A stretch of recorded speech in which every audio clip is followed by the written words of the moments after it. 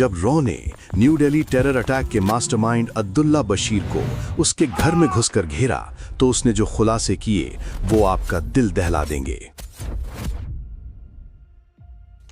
साल था 2018। सुबह के लगभग 4 बजे थे। दिल्ली की ठंडी हवा में सायरनों की आवाज नहीं थी, कोई गोली नहीं चली थी, कोई धमाका नहीं हुआ था। लेकिन अगर उस सुबह सिर्फ कुछ घंटे की देरी हो जाती तो शायद पूरा देश आज एक और तारीख को काले दिन के रूप में याद कर रहा होता। एक नौजवान लड़का साधारण कपड़ों में एक छोटे से कमरे में बैठा हुआ अपने मोबाइल फोन की स्क्रीन पर बार बार एक ही तस्वीर देख रहा था। दिल्ली का एक भीड़ भाड़ वाला इलाका, और उसी पल बाहर खड़ी एक टीम धीरे धीरे सीढ़ियां चढ़ रही थी। दरवाजा खुला और एक आवाज आई, पुलिस, हिलना मत। उस लड़के का नाम था अब्दुल्ला बशीर, और जो हमला वो करने वाला था वो बस कुछ घंटों की दूरी पर था। आज की ये कहानी है उस आतंकी हमले की जो होने से ठीक पहले रोक लिया गया। हम आज जिस घटना की बात करने जा रहे हैं वो कोई फिल्मी कहानी नहीं है। ये भारत की सुरक्षा एजेंसियों द्वारा रोका गया एक वास्तविक और प्रमाणित आतंकी षड्यंत्र है। ये मामला साल 2018 का है और निशाना था राष्ट्रीय राजधानी क्षेत्र और उससे जुड़ा गणतंत्र दिवस का समय। लेकिन इस कहानी की शुरुआत उस सुबह से नहीं होती। इसकी शुरुआत होती है एक बिल्कुल आम दिखने वाले लड़के से, अब्दुल्ला बशीर। नाम सुनकर किसी को शक नहीं होता। न कोई आपराधिक रिकॉर्ड, न कोई बड़ी पहचान, न कोई आतंकी जैसा चेहरा। वो उत्तर प्रदेश के एक सामान्य इलाके में रहता था। छोटा सा परिवार, आसपास के लोग उसे सीधा साधा लड़का मानते थे। लेकिन उसके मोबाइल फोन के अंदर एक दूसरी दुनिया चल रही थी। भारत में आतंकी नेटवर्क आज सिर्फ हथियारों से नहीं चलते। वे चलते हैं चैट ग्रुप से, एन्क्रिप्टेड ऐप से, ऑनलाइन वीडियो से और वैचारिक ब्रेन वॉश से। यही रास्ता था जिससे अब्दुल्ला बशीर भी अंदर खींचा गया। धीरे धीरे उसे ऐसे ग्रुप्स में जोड़ा गया जहां दुनिया को 2 हिस्सों में बांटकर दिखाया जाता था, एक हम और एक वो। जहां भारत को एक दुश्मन देश के रूप में पेश किया जाता था, जहां हर वीडियो में यही सिखाया जाता था कि अगर कुछ बड़ा करना है तो खुद को कुर्बान करना पड़ेगा। यहीं से शुरू होती है उस खतरनाक सोच की ट्रेनिंग जिसे सुरक्षा एजेंसियां रेडिकलाइजेशन कहती हैं। लेकिन ये लड़का सिर्फ ऑनलाइन बातों तक सीमित नहीं रहा। धीरे धीरे वो उन लोगों के संपर्क में आया जो भारत के बाहर बैठे थे, जो उसे निर्देश दे रहे थे और जो साफ साफ कह रहे थे, तुम्हें भारत में हमला करना है। योजना साफ थी। देश का सबसे संवेदनशील समय चुना गया था, गणतंत्र दिवस के आसपास का समय, जब देश भर में सुरक्षा व्यवस्था बेहद कड़ी रहती है लेकिन भीड़ भी सबसे ज्यादा होती है। यही विरोधाभास आतंकियों के लिए मौका बन जाता है। अब्दुल्ला को जो निर्देश दिए गए थे उनमें एक बात बार बार दोहराई जाती थी कि रेकी जरूरी है, और यही वो गलती थी जिसने इस पूरे षड्यंत्र को उजागर कर दिया। अब्दुल्ला अपने फोन में लगातार कुछ खास जगहों की तस्वीरें सेव कर रहा था। कुछ सड़कें, कुछ सार्वजनिक स्थल, कुछ सरकारी परिसरों के आसपास के इलाके। कौन सी गली में कैमरा है, कहां गार्ड बदलते हैं, किस वक्त भीड़ ज्यादा होती है। और इसी दौरान भारत की खुफिया एजेंसियों की नजर एक अंतर्राष्ट्रीय ऑनलाइन नेटवर्क पर गई। कुछ संदिग्ध अकाउंट्स, कुछ विदेशी आईपी एड्रेस और कुछ ऐसे मैसेज जिनमें भारत से जुड़े लक्ष्य की बातें हो रही थी। यहीं से इस केस में दिल्ली पुलिस की स्पेशल सेल की एंट्री होती है। स्पेशल सेल को पहले से ही इनपुट मिल रहे थे कि भारत में कुछ युवा लड़कों को ऑनलाइन प्लेटफॉर्म के जरिए कट्टरपंथी बनाया जा रहा है। जब उस नेटवर्क को ट्रैक किया गया तो एक नाम बार बार सामने आने लगा, अब्दुल्ला। शुरुआत में सिर्फ डिजिटल सर्वेलेंस था, उसके कॉल्स, उसके मैसेजेस, उसकी ऑनलाइन गतिविधियां। और जैसे जैसे डेटा इकट्ठा होता गया, तस्वीर और साफ होती चली गई। ये कोई सामान्य विचारधारा वाला युवक नहीं था। ये एक ऐसा व्यक्ति था जो आतंकी हमले की तैयारी कर रहा था। सबसे चिंताजनक बात यह थी कि उसकी बातचीत में बार बार एक ही शब्द आ रहा था, जल्दी, टाइम कम है, जल्दी करना है, डेट बदल नहीं सकती। यानी योजना तैयार थी, अब सिर्फ उसे अंजाम देना बाकी था।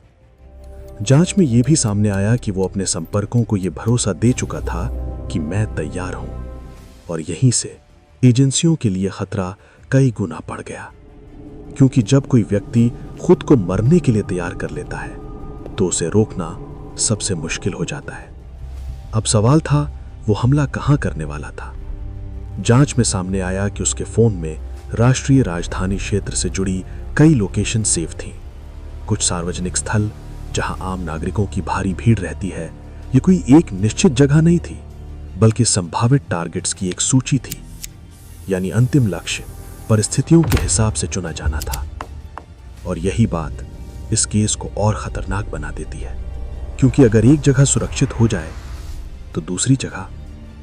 अब एजेंसियों के पास समय बहुत कम था। डिजिटल सर्वेलेंस से यह साफ हो गया था कि अब्दुल्ला जल्द ही अपनी लोकेशन बदलने वाला है। उसकी गतिविधियों में तेजी आ चुकी थी, और तभी एक मैसेज इंटरसेप्ट हुआ, एक छोटा सा वाक्य, अब देर नहीं कर सकते। यही वो पल था जब ऑपरेशन को तुरंत जमीनी स्तर पर उतारने का फैसला किया गया। स्पेशल सेल की टीम गुप्त रूप से उस इलाके में पहुंची जहां अब्दुल्ला मौजूद था। कोई सायरन नहीं, कोई बड़ी हलचल नहीं, क्योंकि अगर उसे जरा भी शक हो जाता तो वो उसी समय किसी और जगह निकल सकता था, या उससे भी बुरा, वो मौके पर ही कुछ कर सकता था। और अब हम लौटते हैं कहानी के उसी शुरुआती दृश्य पर। सुबह के लगभग 4 बजे टीम सीढ़ियां चढ़ती है, दरवाजा खटखटाया जाता है, और कुछ ही सेकंड में अब्दुल्ला बशीर हिरासत में होता है। उस वक्त तक देश में प्रस्तावित हमले में सिर्फ कुछ घंटे बाकी थे। यह बात बाद में पूछताछ में सामने आई। जब उससे पूछा गया कि तुम कब हमला करने वाले थे, तो उसने जो समय बताया वो अगले ही दिन का था। यानी अगर उस रात उसकी गिरफ्तारी नहीं होती तो अगले कुछ घंटों में देश एक बड़े हमले की खबर सुन सकता था। अब गिरफ्तारी तो हो गई थी, लेकिन असली कहानी अब शुरू होती है।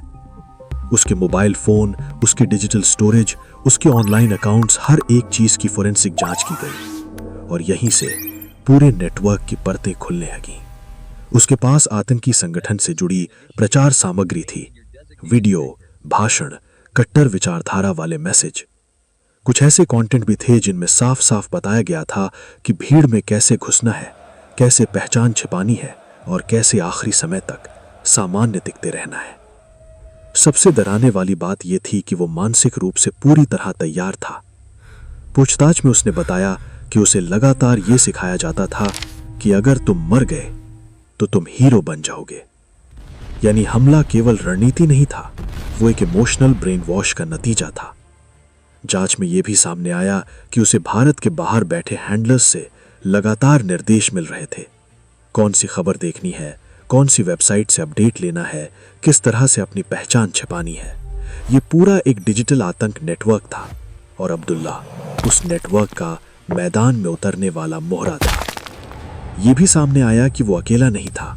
भारत के अलग अलग हिस्सों में कुछ और युवा लड़कों को इसी तरह तैयार किया जा रहा था। लेकिन अब्दुल्ला का केस इसलिए ज्यादा खतरनाक था क्योंकि वो एक्टिव स्टेज में पहुंच गया था। यानी अमेज़न विचारधारा से आगे, तैयारी से आगे अब सिर्फ एक कदम बाकी था। गिरफ्तारी के बाद स्पेशल सेल ने पूरे नेटवर्क को पीछे तक ट्रेस किया। कई डिजिटल अकाउंट्स बंद कराए गए, कई संदिग्ध संपर्कों को चिन्हित किया गया, और सबसे बड़ी बात, एक ऐसा हमला टल गया जिसका शिकार कोई भी हो सकता था। यह कहानी हमें एक बहुत कड़वी सच्चाई बताती है। आज के दौर में आतंकी सिर्फ सीमाओं से नहीं आते, वे मोबाइल फोन से आते हैं, इंटरनेट से आते हैं, और हमारे ही समाज के अंदर से निकलते हैं। अब्दुल्ला किसी जंगल में छिपा हुआ आतंकी नहीं था। वो हमारे जैसे ही शहरों में रहता था, हमारे जैसे ही बाजारों में जाता था, हमारे जैसे ही कपड़े पहनता था। और यही बात इस केस को सबसे ज्यादा डरावना बनाती है, क्योंकि अगर एजेंसियों को वो एक छोटा सा डिजिटल सुराग नहीं मिलता, अगर उस एक मैसेज पर ध्यान नहीं दिया जाता, तो शायद हम आज ये कहानी एक डॉक्यूमेंट्री की तरह नहीं, एक शोक संदेश की तरह सुनते। ये भी याद रखना जरूरी है कि ये केस किसी फिल्म की तरह एक हीरो पुलिस ऑफिसर की वजह से नहीं सुलझा। ये सुलझा डेटा एनालिस्ट से, साइबर एक्सपर्ट से, फील्ड इंटेलिजेंस से और कई गुमनाम अफसरों की टीम वर्क से। और यही आधुनिक आतंकवाद से लड़ने का तरीका है। जब इस केस की जानकारी मीडिया में आई तो बहुत कम लोगों ने इस पर ध्यान दिया, क्योंकि जब धमाका नहीं होता तो खबर भी छोटी हो जाती है। लेकिन सच ये है, रोक दिया गया हमला अक्सर किए गए हमले से कहीं बड़ी सफलता होता है। आज जब हम आराम से अपने घरों में बैठकर खबरें देखते हैं तो हमें शायद ये एहसास नहीं होता कि कई बार हमारी सुरक्षा उन फैसलों पर टिकी होती है जो आधी रात को बिना किसी कैमरे के सामने लिए जाते हैं। अब्दुल्ला बशीर का मामला आज भी सुरक्षा एजेंसियों के लिए एक केस स्टडी है कि कैसे एक अकेला व्यक्ति पूरे सिस्टम के लिए इतना बड़ा खतरा बन सकता है और कैसे एक छोटी सी डिजिटल चूक एक पूरे आतंकी प्लान को उजागर कर सकती है। लेकिन इस कहानी का सबसे बड़ा सवाल आज भी हमारे सामने खड़ा है।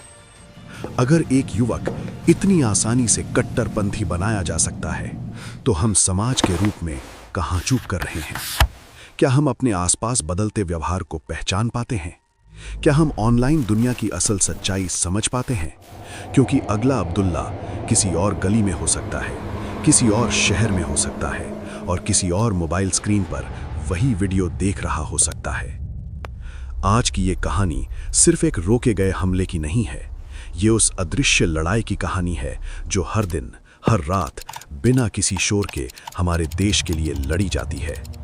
और अगली बार जब आप गणतंत्र दिवस की परेड देखें, तिरंगे को लहराते हुए देखें, तो सिर्फ समारोह मत देखिए, उसके पीछे छुपी हजारों अनसुनी कहानियों को भी याद कीजिए, जिनमें से एक कहानी थी उस आतंकी हमले की जो होने से बस कुछ घंटे पहले रोक लिया गया।